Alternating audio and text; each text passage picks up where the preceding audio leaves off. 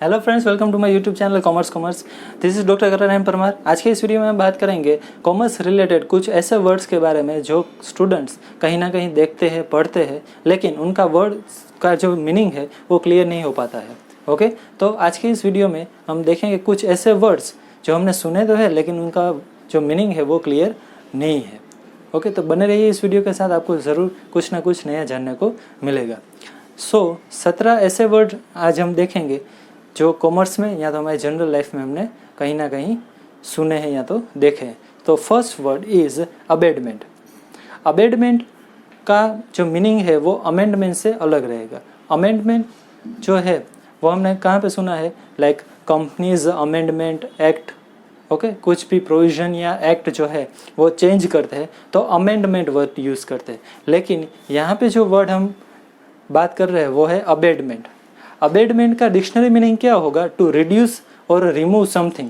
That means अगर कोई amount है उसको रिड्यूस किया जा रहा है या अमाउंट रिमूव की जा रही है तो उसके लिए वर्ड यूज़ होगा अबेडमेंट। से for an example, tax abatement, penalty abatement, interest abatement and so on. तो उसके लिए अबेडमेंट वर्ड यूज़ होगा। सेकेंड जो वर्ड है वो है absorption costing. Okay, absorption costing को फुल अब्जॉर्प्शन कॉस्टिंग भी कहा जाता है। क्यों? क्योंकि उसमें वेरिएबल कॉस्ट और फिक्स्ड कॉस्ट दोनों का यूज़ करके प्रोडक्ट की जो कॉस्ट है वो कैलकुलेट की जाती है। Okay, unlike to marginal costing. Marginal costing में क्या होता है, सिर्फ वेरिएबल कॉस्ट के आधार पर इंक्रीमेंटल कॉस्ट कितनी हुई है वेरिएबल कॉस्ट को कैलकुलेट करके वो जो है गिना जाता है, यानी कि product cost is calculated on the basis of variable cost only. कहाँ पे? मार्जिनल कॉस्टिंग पे। बट अब्जॉर्प्शन कॉस्टिंग में क्या होगा, वेरिएबल कॉस्ट के साथ साथ फिक्स्ड कॉस्ट को भी यूज़ किया जाएगा प्रोडक्ट की कॉस्ट जो है वो कैलकुलेट करने में। तो ये डिफरेंस है अब्जॉर्प्शन कॉस्टिंग में और मार्जिनल कॉस्टिंग में। ओके, तो नेक्स्ट वर्ड हम देखते हैं, दैट इज एक्रूअल अकाउंटिंग।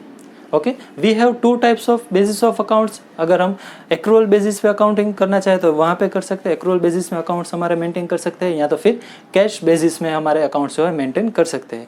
दोनों में डिफरेंस क्या रहेगा? Accrual basis of accounting record the transaction irrespective of whether cash is received or paid at the same time. Okay, जब कैश रिसीव्ड या पे नहीं हो रहा है तब भी हम ट्रांजेक्शन तो रिकॉर्ड करेंगे ही accounts of books of accounts में। लेकिन कैश बेसिस ऑफ अकाउंटिंग में क्या होगा कि जब भी कोई भी ट्रांजैक्शन में आइदर कैश रिसीव्ड हो रहा है और पे हो रहा है तभी हम कैश बेसिस ऑफ अकाउंटिंग में उसकी एंट्री करेंगे। तो accrual base means whenever transaction or event occurs we record that transaction or event at the same time, irrespective whether the cash is included in that transaction or not.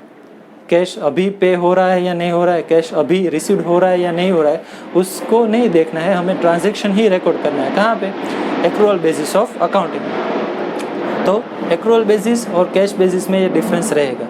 Cash basis में जब भी कोई cash मिले या पे हो तभी record किया जाएगा, लेकिन एक्रूअल में जब ट्रांजैक्शन हो फिर उसमें चाहे कैश रिसीव्ड हो रहा हो या ना हो रहा हो, या फिर पे हो रहा हो या फिर पे ना हो रहा हो, तो भी हम उसकी रिकॉर्ड तभी भी हम उसका जो एंट्री है वो रिकॉर्ड करेंगे। तो उसके बाद देखते हैं fourth word, that is amortisation. Okay, amortisation का मीनिंग क्या होगा? Gradual and periodic reduction in the amount. Okay, amortisation को हम कई बार जो है सुनते हैं। इसका जो एक एग्जांपल है वो आप डेप्रिसिएशन भी ले सकते हो।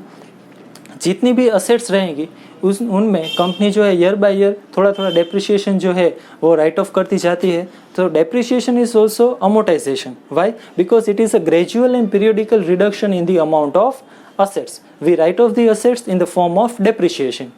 ऐसे ही लायबिलिटी में भी अमोर्टाइजेशन होता है। से फॉर एन एग्जाम्पल, कंपनी जो है बैंक से लोन ले रही है और वो लोन का जो इंस्टॉलमेंट है वो year by year company repay करती जाती है, तो लोन की अमाउंट भी ईयर बाय ईयर पीरियोडिकली कम होगी, सो उसको भी अमोर्टाइजेशन कहा जाएगा। So amortisation means gradual and periodic reduction in the amount, in any amount, either it is assets or liability. उसके बाद देखते हैं fifth word, that is accession.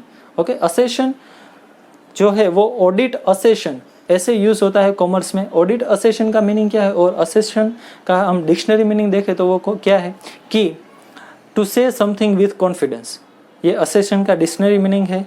Okay, तो उसमें क्या होता है कि कंपनी के जो मैनेजरियल पर्सोनल रहेंगे which are responsible to prepare financial statement, वो अपने फिनेंशियल स्टेटमेंट में जो है असेशन देंगे कि, यानी कि वो इन्फॉर्मेशन देंगे और रिप्रेजेंट करेंगे कि जो भी इन्फॉर्मेशन फिनेंशियल स्टेटमेंट में दी गई है that is a fair enough, और वो सारी इन्फॉर्मेशन जो है उसमें कोई गलती और वी कैन से कोई मिस्टेक नहीं है। Why? Because auditor is duly checked all the evidence and all the we can say information in the financial statement. So whatever is given in the financial statement or written in the financial statement are fair enough. So उसके लिए असेशन दिया जाएगा जो कि कहा जाता है audit असेशन। उसके बाद 6th वर्ड देखते हैं, that is bank reconciliation. Okay, bank reconciliation की ज़रूरत क्या है? बैंक रिकंसाइलेशन जो है वो कहाँ पे यूज़ होता है? तो ये समझने के लिए पहले हमको समझना पड़ेगा कि बैंक रिकंसाइलेशन जो है वो रिकंसाइलेशन, यानी कि रिकंसाइलेशन का डिक्शनरी मीनिंग क्या होगा कि कोई भी चीज़ जो है उसको समान करना या कोई भी चीज़ है उसको जो है टेली करना। तो यहाँ पे हम क्या टेली करेंगे? हम यहाँ पे कंपनी की जो कैश अकाउंट रहेगी वो कैश अकाउंट के साथ बैंक का जो स्टेटमेंट है वो बैंक स्टेटमेंट जो है टेली, यानी कि जो है उसको एक साथ यहाँ समान करने की ट्राई करेंगे।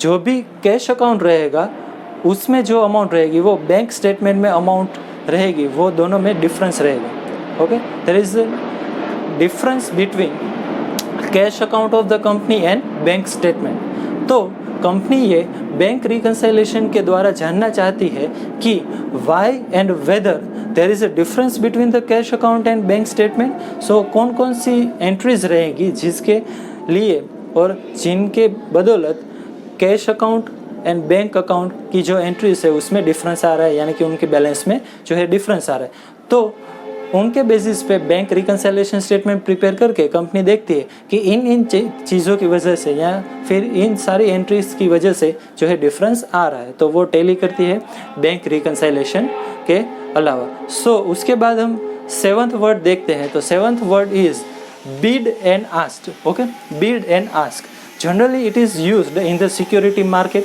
ओके, बिड एंड आस्क जो रहेगा वो दोनों वर्ड्स के अपने अपने मीनिंग है। तो पहले देखते हैं बिड का मीनिंग क्या है।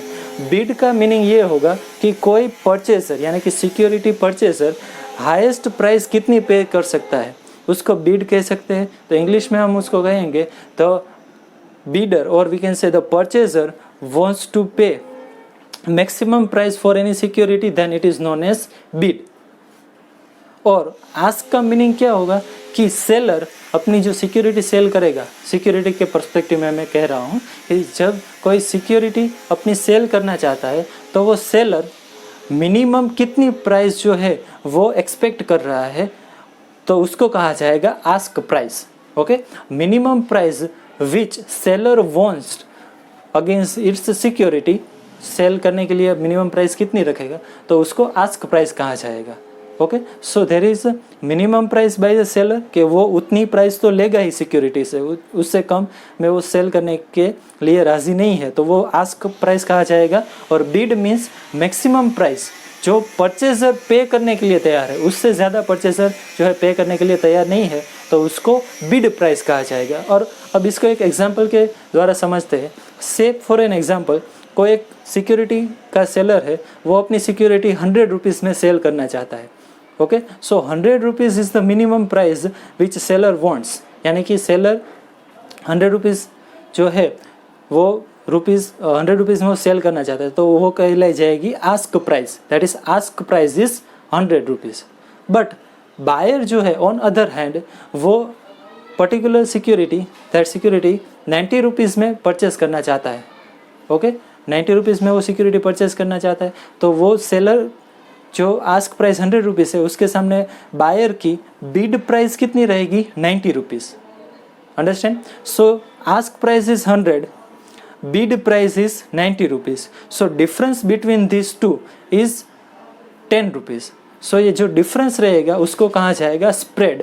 Okay, spread is the difference between ask price and bid price. Okay, so in this example 10 rupees and 90 rupees, so 100 rupees and 90 rupees, so difference between these two is 10 rupees. so 10 rupees का जो spread है वो ये example में रहेगा. अब चाहे तो सेलर अपने 10 रुपये घटा के, यानी कि 100 में से 90 रुपीज़ आके उस परचेसर को सिक्योरिटी सेल कर दे, और चाहे तो वो परचेसर अपने 90 रुपीज़ में 10 रुपीज़ थोड़ा बढ़ा के, उसको अगर सिक्योरिटी परचेस करनी है तो वो थोड़ा रुपीज़ अपना बढ़ा के 10 रुपीज़ बढ़ा के 90 वाले जो है 100 रुपीज़ करके वो सिक्योरिटी परचेस करना चाहे तो वो कर सकता है, अदरवाइज़ वो नहीं कर सकता है. तो ऐसा कहा जाता है कि स्प्रेड जितना कम रहेगा, यानी कि आस्क और बीड में जितना डिफरेंस कम रहेगा उतनी सिक्योरिटी की लिक्विडिटी जो है वो ज़्यादा रहेगी. और अगर स्प्रेड बहुत ज़्यादा है, यानी कि आस्क और बीड में डिफरेंस बहुत ज़्यादा है, तो उस सिक्योरिटी की लिक्विडिटी कम रहेगी. तो चलिए 8th वर्ड देखते हैं. Next is bond indenture. उसको क्रेडिट इंडेंचर भी कहा जाता है.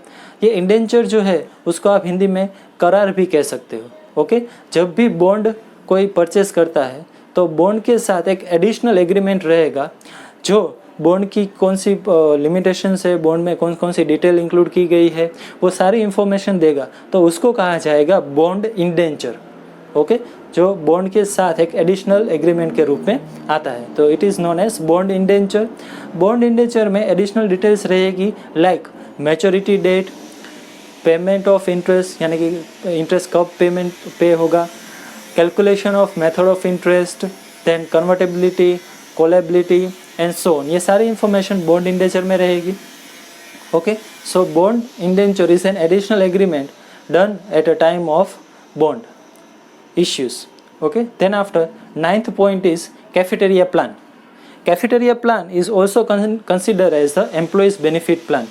Okay, cafeteria plan में क्या रहेगा कि कंपनी का जो एम्प्लॉयर है वो अपने एम्प्लॉई के लिए एक बेनिफिट प्लान जो है वो प्रिपेयर करेगा, जिसमें अलग अलग टाइप के जो है वो प्लान रहेंगे. अगर एम्प्लॉइज़ उस प्लान में अपनी इनकम से कोई कंट्रीब्यूशन करना चाहते हैं या उस प्लान में इन्वेस्ट करना चाहते हैं तो प्री टैक्स बेनिफिट के रूप में वो इन्वेस्ट कर सकते हैं. यानी कि जो एम्प्लॉइज़ की सैलरी पे टैक्स कटता है तो टैक्स कटने से पहले वो कैफेटेरिया प्लान या फिर आप कह सकते हो एम्प्लॉइज़ बेनिफिट प्लान में इन्वेस्ट कर सकते हैं. Depends on the choice of employ. अगर करना चाहे तो वो कर सकते हैं. अब कैफेटेरिया प्लान में कौन कौन सी चीज़ें इंक्लूड रहेगी, तो कैफेटेरिया प्लान में इंश्योरेंस, लाइफ इंश्योरेंस है वो भी इंक्लूड हो सकता है, मेडिकल इंश्योरेंस भी है वो भी इंक्लूड हो सकता है, देन आफ्टर सर्विस बेनिफिट्स जो है वो भी इंक्लूड हो सकते हैं. डिपेंड्स. तो ये जो एम्प्लॉयर है वो ये कैफेटेरिया प्लान प्रिपेयर करते हैं जिनमें अगर एम्प्लॉय चाहे तो इन्वेस्ट कर सकते हैं. Then after 10th word is, अगर हम देखें तो 10th word is cash equivalents. Okay, cash तो हम सब ने सुना है, लेकिन कैश इक्विवेलेंट क्या हो, कैश जो है करेंसी नोट्स होते हैं उसको हम कैश कहते हैं, लेकिन कैश इक्विवेलेंट्स क्या होगा कि the short term highly liquid investment which can be matured with in 3 months is known as cash equivalent. जो भी शॉर्ट टर्म इन्वेस्टमेंट रहेंगे हाईली लिक्विड नेचर के, जो 3 months के अंदर अंदर जो है उसकी मैच्योरिटी डेट होगी, तो उसको हम कैश इक्विवेलेंट कहेंगे, यानी कि कैश के समरूप कहेंगे, जो इजीली कंपनी को लिक्विडिटी प्रोवाइड कर सकते हैं. सो कैश इक्विवेलेंट्स के एग्जांपल कौन कौन से रहेंगे, ट्रेजरी बिल है, कॉमर्शियल पेपर है, शॉर्ट टर्म गवर्नमेंट बॉन्ड्स जो है which has a maturity of maximum 3 months. Okay, so ये सारी चीज़ें जो है वो कैश इक्विवेलेंट में रहेंगी. इसके साथ साथ मार्केटेबल सिक्योरिटीज़ है, मनी मार्केट होल्डिंग है. ओके, ये सारी चीज़ें जो कंपनी को लिक्विडिटी प्रोवाइड करती है और उसके वैल्यू में फ्लक्चुएशन भी कम होता है, तो ये सारी चीज़ें जो है वो कैश इक्विवेलेंट्स में गिनी जाएगी. देखते हैं 11th word which is clean opinion. Okay, clean opinion again audit के साथ जो है रिलेटेड है. अगर ऑडिटर अपनी ऑडिट रिपोर्ट जो है वो अनक्वालिफाइड देता है तो क्लीन ओपिनियन जो है उसको कहा जाता है. ओके, अनक्वालिफाइड का मीनिंग क्या होगा कि जो भी फिनेंशियल स्टेटमेंट रहेंगे, income statement, balance sheet as well as cash flow statement, उनमें कोई भी मिस्टेक नहीं है, ऐसा ऑडिटर अपना रिपोर्ट देगा. तो अगर कोई मिस्टेक नहीं है all the information are fair and true, then auditor give the unqualified report, which is also called as clean report, okay, or clean opinion, okay। तो यहाँ पे क्या रहेगा, अनक्वालिफाइड है मीन्स फिनेंशियल स्टेटमेंट में कोई गलती नहीं है, और अगर क्वालिफाइड हुआ तो means that is auditors report qualified हुआ तो क्या होगा कि देयर इज अ डिफरेंस, और we can say there is a mistake in the financial statement of company, तो ऑडिटर जो है वो क्वालिफाइड रिपोर्ट देगा। अगर कोई मिस्टेक नहीं है तो अनक्वालिफाइड रिपोर्ट जो है वो इश्यू किया जाएगा by the auditor, okay, which is also called as clean opinion. तो उसके बाद देखते हैं 12th word, that is collateral. Collateral हमने जो है वो जनरली सिक्योरिटीज़ के साथ यूज़ किया हुआ वर्ड जो हमने सुना है, that is a collateral securities.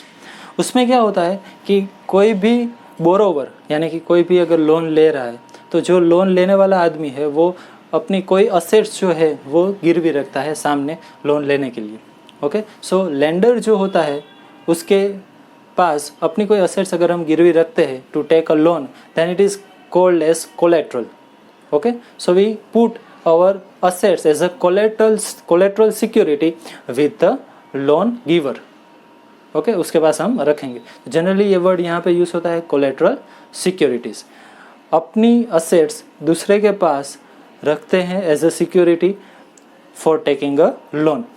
अगर हम लोन रिपेमेंट करने में कोई डिफ़ॉल्ट करेंगे तो जो लोन गिवर है और मनी लेंडर है वो हमारी असेट्स जो है वो सेल करके अपनी लोन जो है वो रिपे करेगा, सॉरी लोन जो है वो वापस ले लेगा। देखते हैं 13th word, that is condensed financial statement. Financial statement तो हम सब ने सुना है, लेकिन कंडेंस्ड फाइनेंशियल स्टेटमेंट क्या होता है कि फाइनेंशियल स्टेटमेंट की समरी टाइप जो इन्फॉर्मेशन है वो दी जाती है, ओके, जो मेजर इन्फॉर्मेशन रहेगी वो दी जाएगी कंडेंस्ड फाइनेंशियल स्टेटमेंट में। जनरली ये कंडेंस्ड फाइनेंशियल स्टेटमेंट प्रिपेयर करने का ऑब्जेक्टिव क्या होता है कि financial position of a company can be quickly reviewed, okay. Quickly अगर हमें कोई कंपनी की फिनेंशियल कंडीशन जाननी है, फिनेंशियल पोजीशन क्या है वो जाननी है, तो वो कंपनी जो है कंडेंस्ड फाइनेंशियल स्टेटमेंट प्रिपेयर करेगी और उसके आधार पे हम कह सकते हैं कि कंपनी की फिनेंशियल कंडीशन क्या है, जिसमें मेजर कंपोनेंट जो है वो मेंशन किए जाएंगे। तो चलिए देखते हैं उसके बाद 14th word which is contingent liability, okay. Contingent liability क्या रहेगी कि ऐसी liability which can be occur on the basis of outcomes of the future uncertain events, okay. तो ऐसी लायबिलिटी जो है वो क्या कहलाएगी कि अगर वो फ्यूचर में कोई इवेंट होगा तो कंपनी को पे करनी पड़ेगी, इधर अदरवाइज ऐसी लायबिलिटी जो कंटीजेंट रहेगी वो पे करनी नहीं पड़ेगी। That is a basis on a chance कि आइदर कंपनी नीड टू पे दैट लायबिलिटी और नो, तो उसको कहा जाता है कंटीजेंट लायबिलिटी। कंटीजेंट लायबिलिटी की अमाउंट जो है वो कंपनी बैलेंस शीट के आउटर कॉलम में मेंशन नहीं करती है, इनर कॉलम में ही जो है वो लिखा जाता है। ये एक प्रिकॉशन के रूप में लिखा जाता है। वाई? बिकॉज अगर कंटीजेंट लायबिलिटी की प्रोविज़न अगर बैलेंस शीट में ना की जाए, यानी कि वहाँ पे लिखा ना जाए, तो इट मे हैपन कि जब भी वो कंटीजेंट लायबिलिटी हो अकर्स और पे करने की बारी आए तो कंपनी के पास प्रॉपर लिक्विडिटी ना हो। तो इसी सिचुएशन को अवॉइड करने के लिए कंपनी कंटीजेंट लायबिलिटी की जो डिटेल है वो बैलेंस शीट में लिखती है, लेकिन आउटर कॉलम में नहीं, इनर कॉलम में लिखती है। और कंटीजेंट लायबिलिटी जो है उसके एग्जाम्पल कौन कौन से रहेंगे, तो उसमें एक है एरियर्स इन डिविडेंड, अगर कोई है तो वो भी कंटीजेंट लायबिलिटी कहा जाएगा। मे बी कंपनी को एरियर्स इन डिविडेंड फ्यूचर में पे करना पड़े या ना करना पड़े। उसके अलावा वर्कमैन कंपनसेशन फंड का कोई क्लेम है तो भी वो कंपनी कंटीजेंट लायबिलिटी के हेड के अंदर जो है वो बता सकती है। वर्कमैन कंपनसेशन फंड अगर क्लेम अप्रूव हुआ तो शायद पे करना पड़े, अगर अप्रूव ना हो तो शायद कंपनी को पे ना करना पड़े। तो ये भी एग्जांपल है कंटीजेंट लायबिलिटी का। तो चलिए उसके बाद देखते हैं 15th word which is contribution margin. Contribution जो है वो हमने अकाउंट्स में कई बार कैलकुलेट किया है, उसका फॉर्मूला है selling price minus variable cost, okay. So contribution में क्या रहेगा कि कंपनी जो है वो फिक्स्ड कॉस्ट कितना कवर जो है वो कर पा रही है, प्लस कंपनी का प्रॉफिट मार्जिन को कितना रहेगा, तो ये कंट्रीब्यूशन मार्जिन के रूप में हमें पता चलेगा। यानी कि कंट्रीब्यूशन की अमाउंट जितनी ज़्यादा रहेगी उतना फिक्स कॉस्ट और प्रॉफिट कंपनी का ज़्यादा जो है वो कवर हो पाएगा। सो कंट्रीब्यूशन जो है वो भी इम्पोर्टेंट पर्सपेक्टिव है कंपनी की जो है प्रोडक्ट कॉस्ट के जानने के लिए, प्लस फिक्स कॉस्ट और प्रॉफिट को जो है कवर करने के लिए। तो चलिए देखते हैं उसके बाद 16th word which is depletion. Okay, depletion क्या रहेगा कि अगर कोई भी अमाउंट नेचुरल रिसोर्सेज में कम हो रही है, यू कैन से अगर कोई भी नेचुरल रिसोर्सेज की क्वांटिटी कम हो रही है तो उसको डिप्लेशन कहा जाएगा। से for example cut off the trees में रिड्यूस द फॉरेस्ट। ओके, तो फॉरेस्ट डिप्लेशन उसको कहा जाएगा। क्यों? क्योंकि फॉरेस्ट जो है नेचुरल रिसोर्स है और वो अगर कम हो रहा है तो उसको डिप्लेशन इन द फॉरेस्ट कहा जाएगा। सेम वे क्रूड ऑयल है तो क्रूड ऑयल की मात्रा क्वांटिटी अगर कम हो रही है तो उसको कहा जाएगा depletion in crude oil and so on. Okay, तो जितने भी एक्सट्रैक्टेबल नेचुरल रिसोर्सेज रहेंगे उनकी क्वांटिटी अगर कम हो रही है तो उनको कहा जाएगा depletion in quantity of forest और depletion in the quantity of crude oil and so on. Then after last word is 17th word is deferred revenue expenditure. Okay, expenditure जो है वो दो टाइप के होते हैं, कैपिटल एक्सपेंडिचर और revenue expenditure. Okay, capital expenditure जो long term assets हम परचेस करते हैं उसके लिए होते हैं और उसकी वैल्यू और अमाउंट हम बैलेंस शीट के असेट साइड लिखते हैं।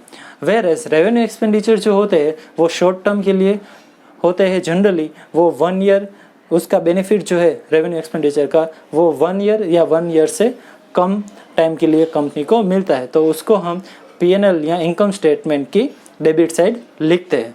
तो ये कैपिटल एक्सपेंडिचर और रेवेन्यू एक्सपेंडिचर के बीच में एक एक्सपेंडिचर हमको ऐसा भी मिलता है जिसका बेनिफिट कंपनी को 1 साल से ज़्यादा लेकिन 2-3 साल से कम के लिए मिलता है। तो ऐसी कैटेगरी के लिए वर्ड यूज़ होता है डिफर्ड रेवेन्यू एक्सपेंडिचर। ओके, सो मीनिंग क्या होगा? The expenditure which gives the benefit to company for more than 1 year is known as deferred revenue expenditure. So उसकी एंट्रीज या उसका इफेक्ट क्या होगा कि कंपनी डिफर्ड रेवेन्यू एक्सपेंडिचर की पूरी अमाउंट एक ही साल में P&L अकाउंट की डेबिट बैलेंस में ना लिखते हुए उनको उस अमाउंट को बैलेंस शीट में लिखेगी असेट साइड, और जितने सालों के लिए उसका बेनिफिट मिलेगा उतने सालों के लिए थोड़ी थोड़ी अमाउंट कंपनी जो है वो P&L अकाउंट में ट्रांसफ़र करके राइट ऑफ करेगी। अब इसको एक एग्जांपल के रूप में समझते हैं कि से फॉर एग्जांपल कंपनी ने एडवर्टाइजमेंट एक्सपेंस किया 30,000 रुपीज़। ओके, और एडवर्टाइजमेंट एक्सपेंस का कंपनी को बेनिफिट भी मिलने वाला है 3 ईयर्स के लिए। ओके, सो कंपनी क्या करेगी? 30,000 रुपीज़ करंट ईयर में ही P&L अकाउंट में नहीं लिखेगी। वो क्या करेगी? 30,000 रुपीज़ को 3 से डिवाइड करेगी। क्यों? क्योंकि उसका जो बेनिफिट है वो 3 ईयर्स के लिए मिलने वाला है। तो 30,000 divided by 3, so we get 10,000 rupees. सो कंपनी 10,000 रुपीज़ P&L अकाउंट में इस साल लिखेगी और remaining 20,000 rupees, 30,000 minus 10,000, so remaining 20,000 rupees वो लिखेगी बैलेंस शीट की असेट साइड। ओके, सो वो जो एडवर्टाइजमेंट एक्सपेंसेस है उसको कहा जाएगा डिफर्ड रेवेन्यू एक्सपेंडिचर। ओके, तो हर साल कंपनी 10,000 रुपीज़ जो है वो राइट ऑफ करती जाएगी till the amount is remaining. जब तक वो पूरी तरह से राइट ऑफ ना हो तब तक के लिए कंपनी हर साल जो है वो अमाउंट राइट ऑफ करती जाएगी। तो आप इस अगर आप समझना चाहें तो आप इस जो है डायग्राम में भी समझ सकते हैं। यहाँ पे 50, 50 और 50 यानी कि 150 जो 1000 है उसकी अमाउंट दी गई है। इनको 50,000 ईच में 3 पार्ट में डिवाइड किया गया है। तो कंपनी एक ही साल पूरा 150 के यानी कि 50,000 जो है 150,000 एक ही साल में राइट ऑफ नहीं करेगी। 50,000 3 ईयर्स में जो राइट ऑफ करेगी। ओके, जो रिमेनिंग अमाउंट बचेगी हर साल वो बैलेंस शीट में दिखाई दी जाएगी और जितना राइट ऑफ कर रहे हैं वो रहेगी वो दिखाई जाएगी P&L अकाउंट में।